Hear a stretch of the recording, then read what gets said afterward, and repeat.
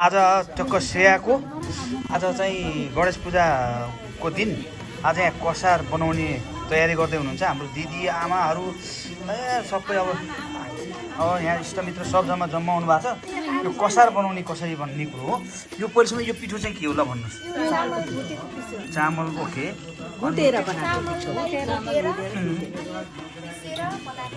ल अब त्यसपछि के गर्ने कति क्वान्टिटी कति हाल्ने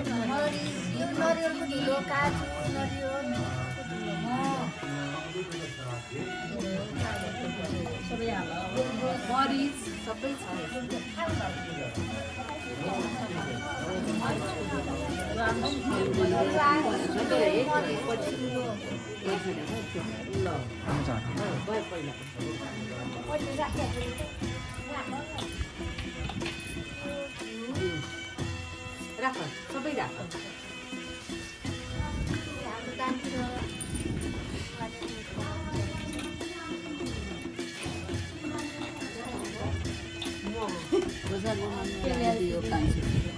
ल म आइपुगेँ।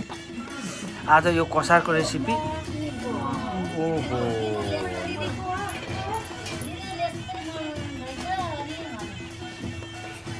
अब यो त जति हातले माडियो त्यति मिठो हुने हो के होइन।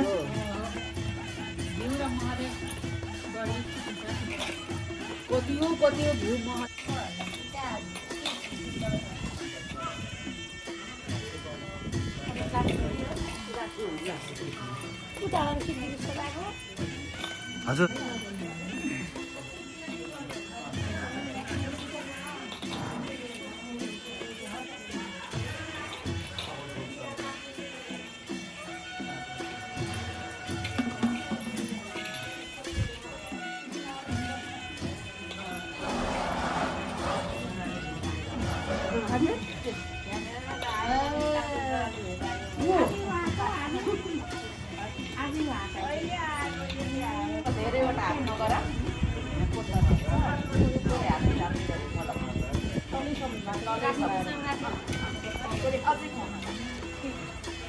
अनि यो ग्लुकोज हाल्नुको कारण के रे? यो